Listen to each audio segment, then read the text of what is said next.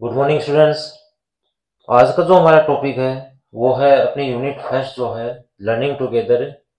इसमें chapter 3 days to सी देखने के लिए 3 दिन। तो कल हमने चैप्टर में पढ़ा था कि कैसे जो लेखिका है वो क्या चाहती है कि उसको केवल 3 डेज मिल जाए ताकि वो इस संसार में जो ब्यूटीफुल सीन्स हैं, वर्ल्ड में जो सुंदर दृश्य हैं उनको देख सके।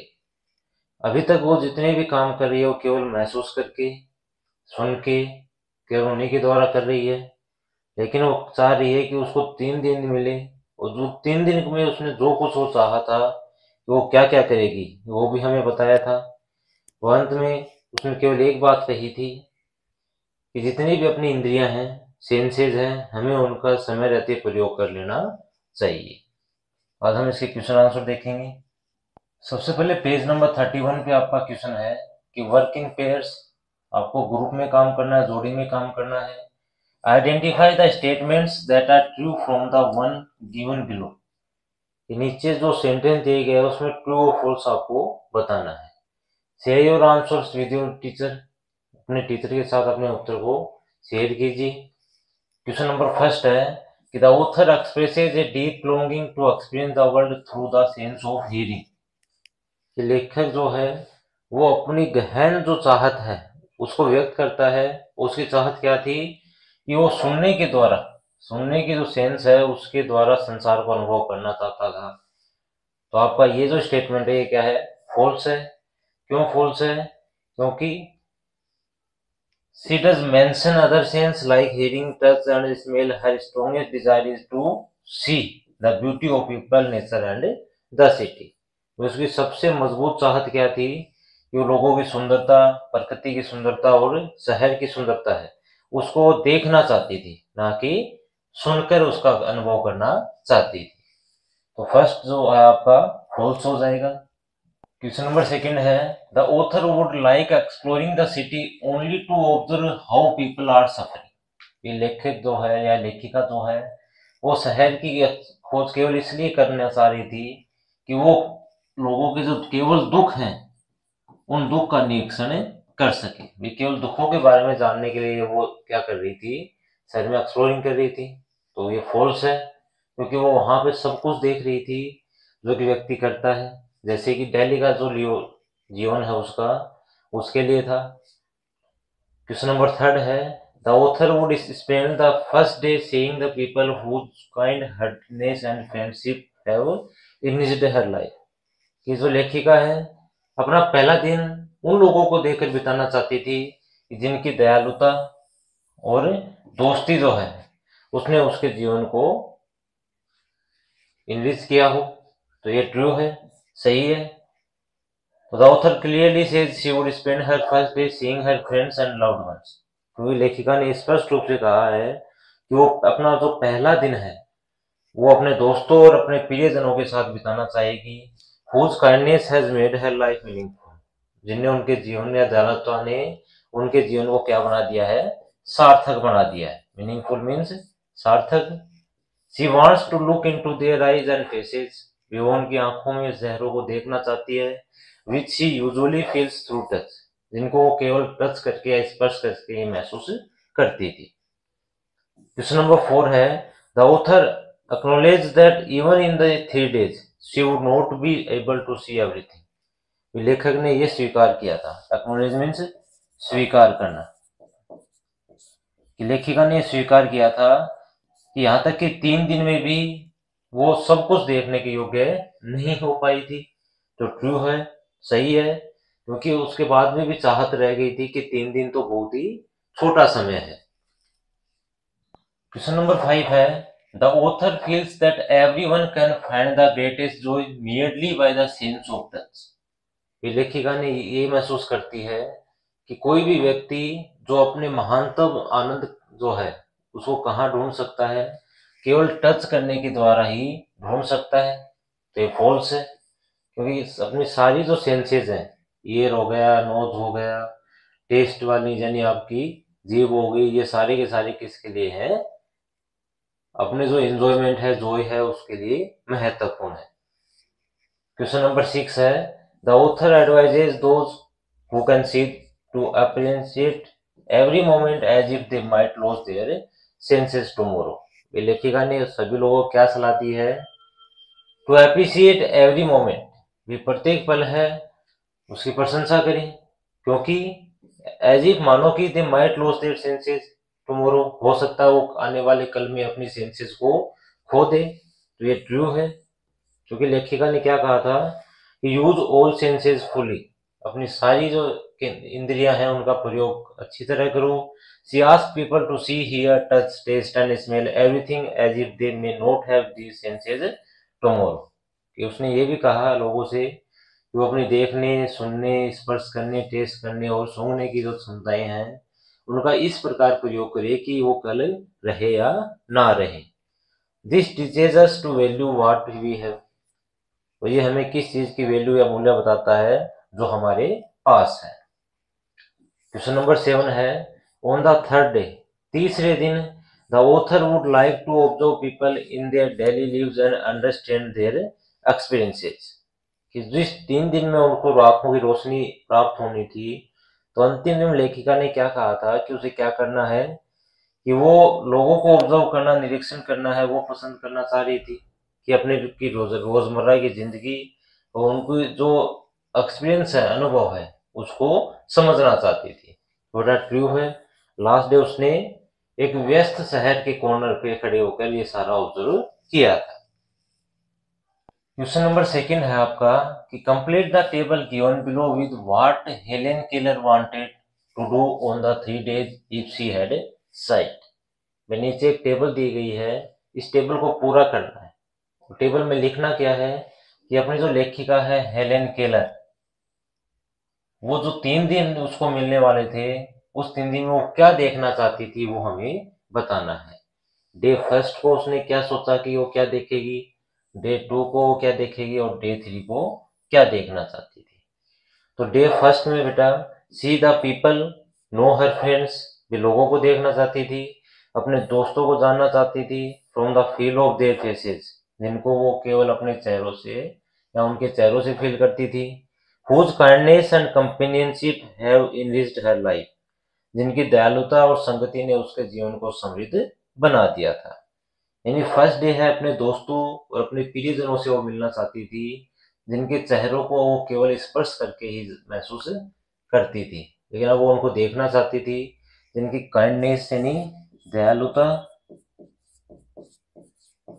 और कंपेनियंस मीन्स संगति या साथ, ने उसके जीवन को क्या बना दिया, इनरिच यानी समृद्ध बना दिया। जो आया था ना मीनिंगफुल, सार्थक बना दिया। तो डे 2 में वो क्या करना चाहती थी, अराइज विद द डाउन, सुबह भोर के साथ ही खड़ा होना, उठना चाहती थी। Observe the transformation of night into day, कि रात को जो दिन में बदलना है उस परिवर्तन को देखना चाहती थी। Visit museums to see earth history and man's progress, कि मानव की जो उन्नति है उसको, और पृथ्वी के इतिहास वाले जो म्यूजियम्स हैं, संग्रहालय, म्यूजियम मीन्स संग्रहालय, उनको देखना चाहती थी। Day 3, observe people in their daily lives, रोजमर्रा के जीवन में लोगों को ऑब्जर्व करना चाहती थी। Understand their experience by site, और देखकर उनके जो अनुभव है उनको समझना चाहती थी। Explore the work a day world, कि जो रोजमर्रा के काम वाले जो संसार है उसकी खोज करना चाहती थी। ये 3 डेज थे जो वो करना चाहती थी।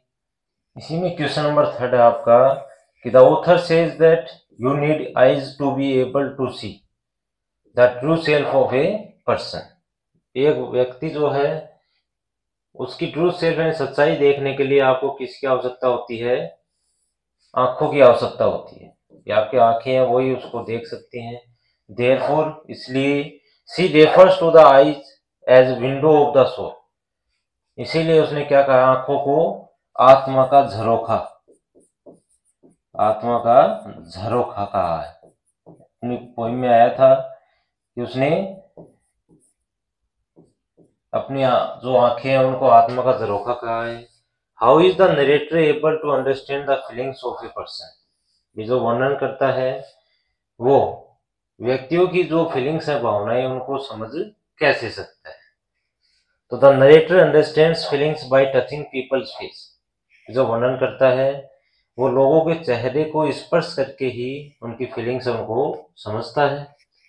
She feels laughter, sorrow and other emotions through her finger tips, वे उनकी खुशी, हंसी, दुख और अन्य जो भावनाएं हैं वो अपनी जो अंगुलियां हैं उन्हीं के द्वारा महसूस कर सकता है। लेखिका ने क्या किया था कि अपनी जो फिंगर टिप्स अंगुलियां उन्हीं के द्वारा उनके चेहरों को रीड किया, उनकी खुशी, दुख और अन्य भावनाएं हैं उनको महसूस किया था। उसके बाद पेज नंबर 32 पे आपके लेटेस्ट थिंक एंड रिफ्लेक्ट वाले क्वेश्चंस हैं। क्वेश्चन नंबर फर्स्ट आपका, read the extracts given below and answer the questions that follow. गद्यांश को पढ़िए और नीचे जो क्वेश्चंस दिए गए हैं उनका उत्तर हमें देना है। I feel the delicate symmetry of a leaf. I pass my hands lovingly about the smooth skin of a silver beech, or the rough, saggy bark of a pine. In spring, I touch the branches of trees hopefully in search of bud, the first sign of awakening nature after her winter's sleep. Occasionally, I am very fortunate. I place my hand gently on a small tree and feel the happy quaver of a bird in a full song. तो इसमें अपना question number first है कि what does the delicate symmetry of a leaf symbolise. भी जो एक phrase आया है delicate symmetry of a leaf, इस किसका प्रतीक है? तो it symbolise the beauty and balance in nature, प्रकृति का जो संतुलन और सुंदरता उसका प्रतीक है। ब्यूटी यानी सुंदरता और बैलेंस यानी संतुलन। ये अपनी जो प्रकृति है इस प्रकृति की सुंदरता और संतुलन का प्रतीक है। क्वेश्चन नंबर 2 है, list 2 phrases from the extract that describe the texture of objects in nature. वे इस एक्सट्रैक्ट में से 2 ऐसे फ्रेज ढूंढने हैं जो क्या करते हैं कि प्रकृति की जितनी वस्तुएं उनके टेक्सचर को क्या करती हैं, डिस्क्राइब करते हैं। इसमें फर्स्ट आपका smooth skin of a silver beads, दूसरा rough shaggy bark of a pine, यानी कि जो चांदी की बीड्स हैं उनकी कोमल स्किन, और दूसरा खुरदरी और सेगी बार्क इसकी पाइन यानी चीड़ का पेड़ है उसकी खुरदरी जो छाल है उसके बारे में दोनों जो आपके फ्रेज हैं ये नेचर के ऑब्जेक्ट्स उनके टेक्सचर के बारे में बता रहे हैं। क्वेश्चन नंबर 3 है आपका कि complete the sentence appropriately. The phrase awakening nature after her winter sleep refers, एक फ्रेज आया है कि विंटर स्लीप के बाद प्रकृति को जगाना, इसका क्या मतलब है? The phrase refers to the arrival of spring, भाई विंटर गई है और स्प्रिंग आई है उसको रेफर करता है।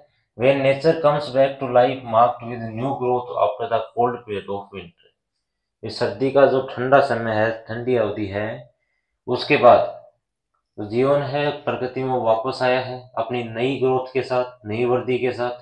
स्प्रिंग यानी बसंत ऋतु, जैसे ही सर्दी जाती है बसंत ऋतु आती है जिसमें पेड़ हैं उन पर पत्तियां दोबारा खिलना शुरू हो जाती है। नंबर 4 है, what is the tone of the writer in this extract. वही इस गद्यांश में लेखिका जो है इसकी टोन कैसी है? बेटा एडमायरिंग है, सी ऑप्शन आपका सही है, प्रशंसा करने वाली है। उसके बाद क्वेश्चन नंबर 2 है आपका कि the next day I should arise with the down, ये अगले दिन मैं भोर के साथ ही उठना चाहूंगी। And see the thrilling miracle by which, ऐसा रोमांचित जो चमत्कार है, थ्रिलिंग मीन्स रोमांचित, एक जो रोमांचित चमत्कार है by which night is transformed into day, कि जिससे रात जो है वो दिन में बदल जाती है, उसको मैं देखना चाहूंगी।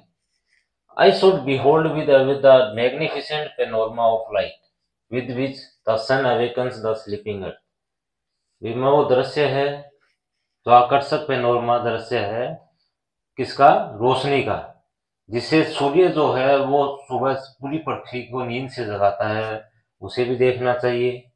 This day I should devote to a hasty glimpse of the world past and present, कि ये जो दिन है ये मैं किसको समर्पित करना चाहूंगी कि जो संसार का जो अतीत और वर्तमान है उसकी झलक को, I should want to see the present of man's progress and so I should go to the museums.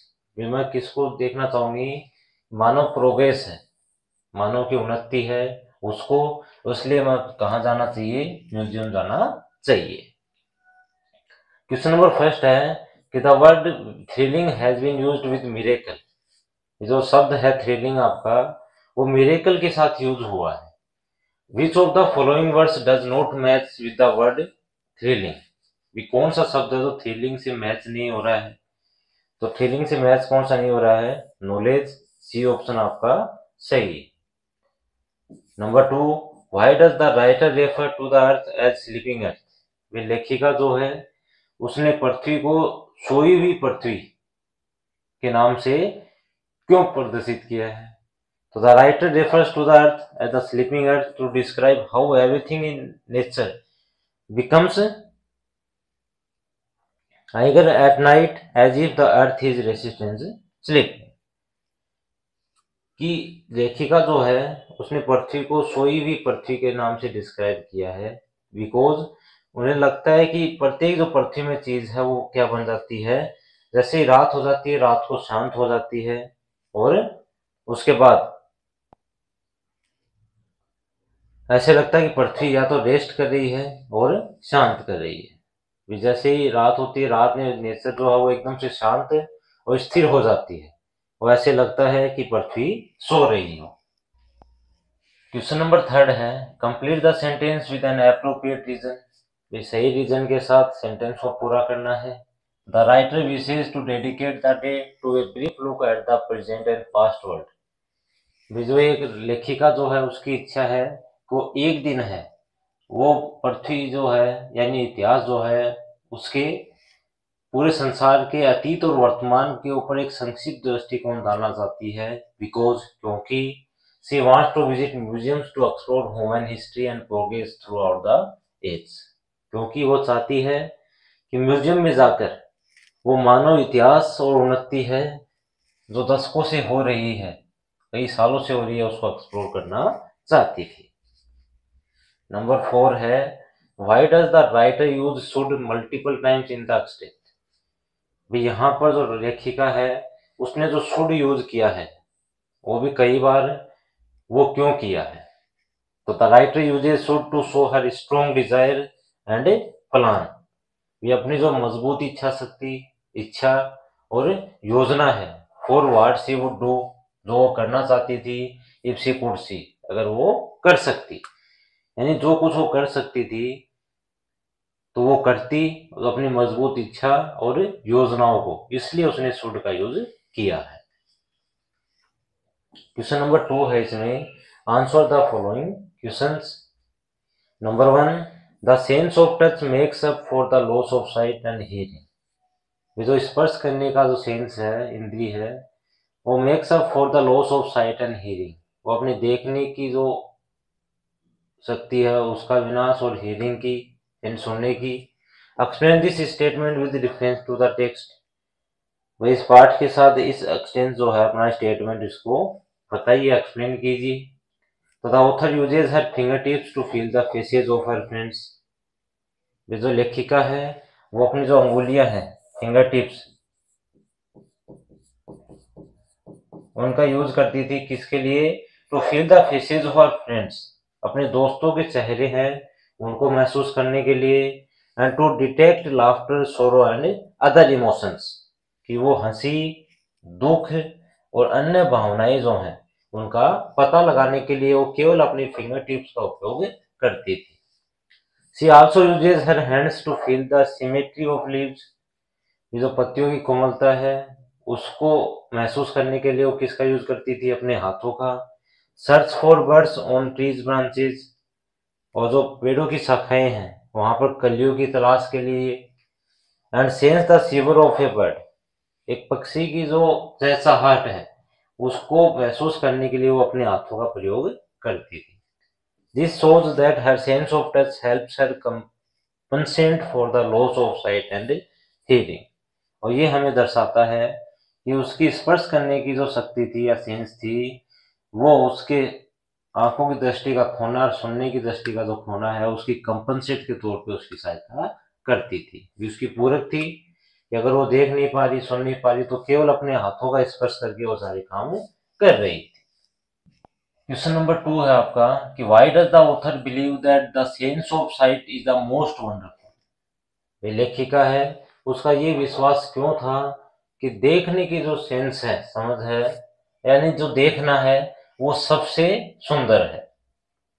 The author believes that the sense of sight is the most wonderful because, ये लेखिका है, उसका विश्वास था कि sense of site है वो सबसे वंडरफुल है, शानदार है, बिकॉज क्योंकि it allows us to experience the beauty of world around us, क्योंकि ये हमें अपने संसार की जो है, अपने चारों ओर जो संसार है उसकी सुंदरता है उसका अनुभव करने की अनुमति देता है।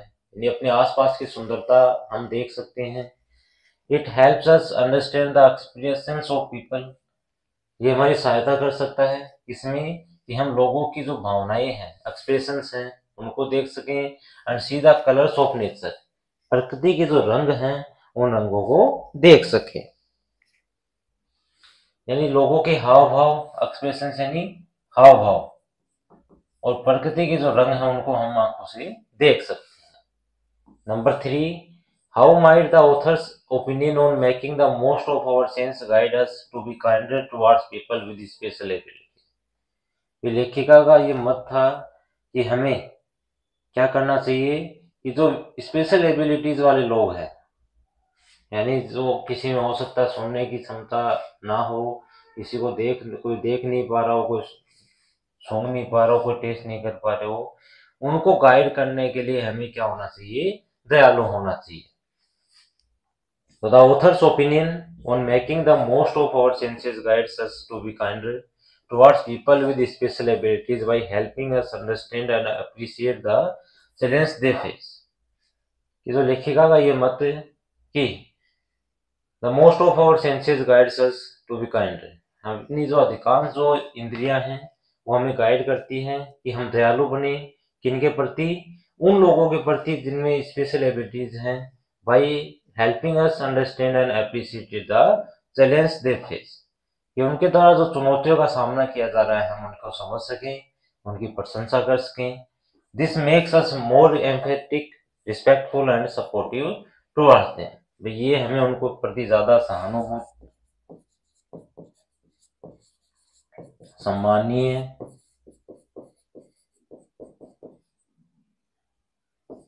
और सपोर्टिव, समर्थक है, वो हमें बनाते हैं। क्वेश्चन नंबर 4 है, what is the significance of imagining the loss of a sense according to the author. भी लेखिका के अनुसार अगर हम अपनी सारी जो इंद्रियां हैं उनको खो दें तो उसकी कल्पना है वो क्यों महत्वपूर्ण है। तो अकॉर्डिंग टू द ऑथर, लेखिका के अनुसार, imagining the loss of a sense helps us realise its importance, कि अगर हम किसी इंद्रिय यानी अपने सेंस को खो देते हैं, अगर उसकी कल्पना ही करते हैं, तो वो क्या है, हमें इसके महत्व के बारे में पता चलता है। It makes us more aware of the value of our senses, ये हमें अपने जो सेंसेस है उनकी वैल्यू के बारे में जागृत करता है। And encourage us to use them fully to enjoy the beauty of the world and experience life, और हमें प्रोत्साहित करता है। encourage मीन्स प्रोत्साहित करना, हमें प्रोत्साहित करता है कि हम उनका पूरी तरह एंजॉय करें, जो सुंदरता है किसकी, संसार की सुंदरता का, और अपने जीवन का अनुभव है उसका पूर्णतः एंजॉय करें। Question number 5, how does the author encourage people to approach their everyday scenery experience। कि लेखिका जो है वो लोगों को किस प्रकार प्रोत्साहित कर रही है कि वो प्रतिदिन की अपने जो दृश्य है उन्होंने अनुभव किए हैं, हाँ तो वो पहुंचे हैं, उनके बारे में किस प्रकार प्रोत्साहित करती है। तो the author encourage people to use their senses fully, लेखिका ये प्रोत्साहित करती है लोगों को कि अपने जो सेंसेस हैं, इंद्रियां, उनका संपूर्ण रूप से प्रयोग करें, एज इफ, मानो कि they might loss them tomorrow, हो सकता है वो कल, आने वाले कल को उनमें खो दें। To enjoy the world's beauty and pleasure, इस संसार की सुंदरता और आनंद है, इसका आनंद लेते हुए कि हमें क्या करें, इनका पूरी तरह प्रयोग करें, मानो कि आने वाले कल में हम उन्हें खो दें। क्वेश्चन नंबर 6 है, what do the author's choices for the 3 days tell us about her values and priorities. भी उनकी जो मूल्य और वरीयता जो है, प्राथमिकता जो है, किसकी, जो लेखिका है, उस लेखिका की जो चॉइस थी 3 दिन में, वो हमें बता रही थी कि उनकी कौन सी प्राथमिकता और वैल्यूज है, उनको बताती है। तो हर चॉइसेस शो सी वैल्यूज रिलेशनशिप्स, वो उनकी चॉइस हमें दर्शाती है कि सबसे पहले तो वो जो संबंध है उनको वैल्यू देती है। जैसे seeing friends on day first, पहले दिन वो अपने दोस्तों को देखना चाहती थी। Learning about history and progress museums on day 2, भी वो इतिहास और जो उन्नति है उसके बारे में सीखना चाहती थी, क्योंकि वो दूसरे दिन उसने क्या कहा था कि वो म्यूजियम यानी संग्रहालय जाना चाहती है।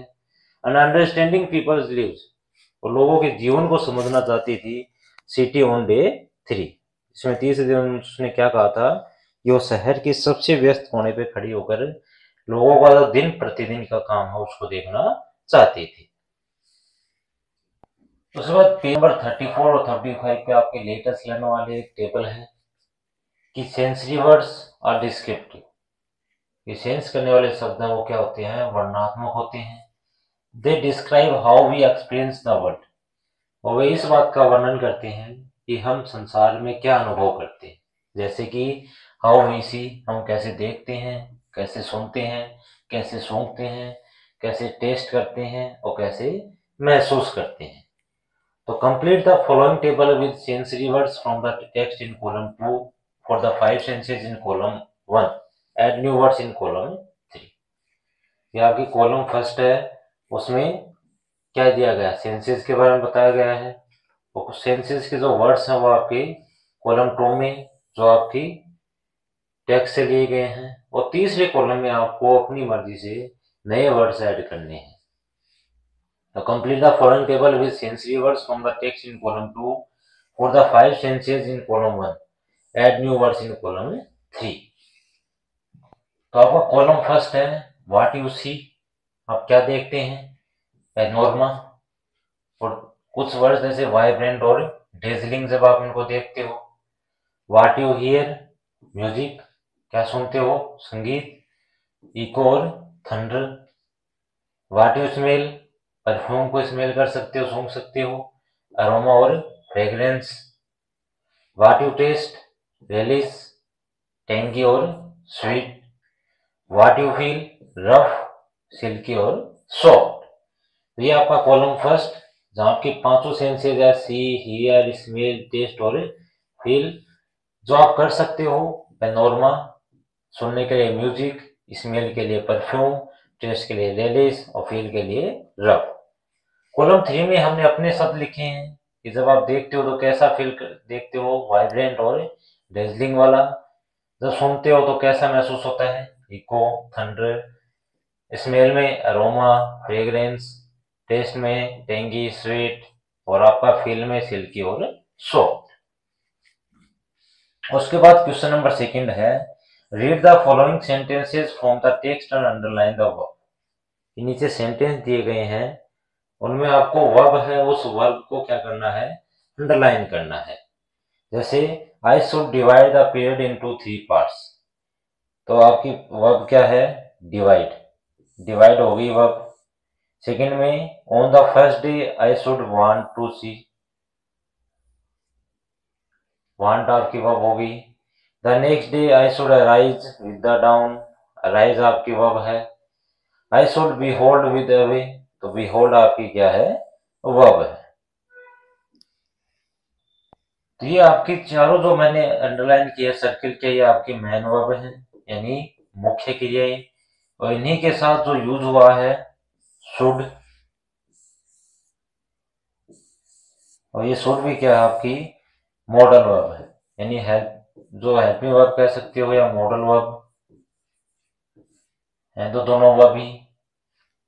तो ये should divide, should want, should arise और शुड बिहोल्ड, ये जो शब्द हैं ये आपके क्या हैं, वर्ब्स हैं। The words you have underlined are the combination of two verbs. हमने अभी जो वर्ड अंडरलाइन किए हैं वो दो शब्दों का योग है. In each of these sentences should is modal verb, यानी सजेशन को सुझाव देता है, मॉडल है. And the second verb divide, want, rise, behold is the man verb. मैंने आपको बताया था शुड क्या है, मॉडल वर्ब है, और बाकी इसके साथ जो वर्ब है वो सारी की सारी क्या है, मैन वर्ब्स है. तो मॉडल वर्ब्स कौन सी होती है? The auxiliary verbs that express necessity, possibility, permission और एबिलिटी. भी आवश्यकता, पॉसिबिलिटी मीन्स संभावना, अनुमति, परमिशन मीन्स अनुमति, और एबिलिटी यानी योग्यता. इनको व्यक्त करने वाली वर्ब्स है वो मॉडल ऑक्सिलरीज होती है, मॉडल वर्ब्स होती हैं. They are used before the main verb to give additional information about the function of the main verb. ये किस लिए यूज की जाती है? मैन वर्ब का जो फंक्शन है, काम है, उसके बारे में अतिरिक्त सूचना देने के लिए प्रयोग की जाती है. अब कॉमन मॉडल्स वर्ब में आपके can, could, may, might, shall, should, will, would, must और ought to होते हैं. इसके अलावा और भी इनके एक्सप्रेशन है, जैसे कंपल्सन हो गया, आपकी एबिलिटी तो है ही, परमिशन है, पॉसिबिलिटी है, नेसेसिटी है, कंपल्सन हो गया, प्रोहिबिशन हो गया, उसके अलावा permission, take permission, give permission हो गया. ये सारी के सारी कुछ एक्सप्रेशंस हैं. या फिर पोलाइट रिक्वेस्ट हो गया, ऑब्लिगेशन हो गया, मॉरल ड्यूटी हो गया आपका. तो क्वेश्चन नंबर 3 आपका है कि identify the modal verbs in the following sentences. Choose the functions they express from those given in the box. नीचे कुछ सेंटेंस दिए गए हैं, उन सेंटेंस में से आपको मॉडल वर्ब ढूंढनी है. अब मॉडल वर्ब तो आपको मिल जाएगी, लेकिन उसमें एक्सप्रेशंस कौन से हैं वो आपको इस टेबल में से ढूंढने हैं. जो एक्सप्रेशंस हैं वो बताने हैं. क्वेश्चन नंबर फर्स्ट आपका, you can learn a lot from this experience. इस अनुभव से आप बहुत कुछ सीख सकते हो. तो इसमें मॉडल वर्ब कौन सी है, कैन, और फंक्शन जो है आपका वो कौन सा है, एबिलिटी. ये आपका फर्स्ट का आंसर हो गया. Number 2, they might arrive late due to traffic. भी ट्रैफिक के कारण वो थोड़े लेट आ सकते हैं, तो ये संभावना होगी. माइट आपका क्या है, मॉडल, और फंक्शन कौन सा हो गया, संभावना, पॉसिबिलिटी. ये number 2. She must finish her homework before dinner. ये डिनर से पहले उसे अपना जो काम होमवर्क है उसको फिनिश कर लेना चाहिए. तो मॉडल आपकी मस्ट और फंक्शन आपकी नेसेसिटी, यानी आवश्यकता है कि वो डिनर से पहले अपना काम पूरा कर ले. दे ought to apologize for their mistakes. तो मॉडल आपका ought to, फंक्शन आपका मोरल ऑब्लिगेशन. वे उन्हें जो है अपनी गलतियों के ऊपर क्षमा मांग लेनी चाहिए, भैया उनकी नैतिक बाध्यता है, मोरल ऑब्लिगेशन है. He would like to have some lassi please. वे उसे क्या चाहिए, थोड़ी सी लस्सी है वो पसंद है, चाहिए. तो प्लीज जहां आ गई तो पोलाइट रिक्वेस्ट, और वुड आपका मॉडल हो जाएगा. बाद question, read the situation in column first. Column 1 में आपको कुछ सिचुएशन स्थिति दी गई है, एंड फंक्शन इन कॉलम 2, और जो फंक्शन है उनके वो कॉलम 2 में. जैसे you want to leave work early. वे अपने काम को तुम जल्दी छोड़ना चाहते हो तो आपको क्या चाहिए, परमिशन चाहिए. तो कॉलम 3 में जो आपके मॉडल्स दिए गए हैं उनमें से आपको कॉलम 4 में फिल करनी है. तो fill in the blanks in the sentence in column 4 with appropriate modal verbs from column 3. यहाँ पर आपकी कुछ वर्ब्स दी गई हैं, उनसे after filling in the blanks explain the function of each modal verb to use to your classmates and teacher.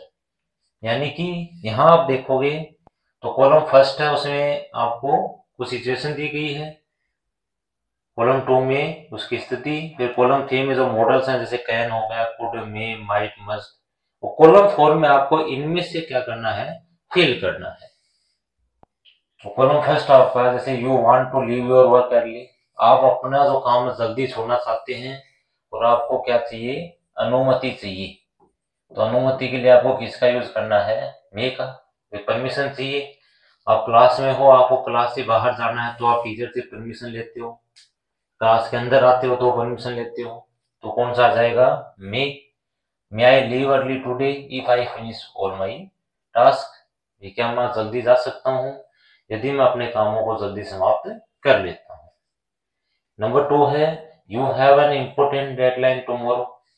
कल आपके लिए एक महत्वपूर्ण डेडलाइन है।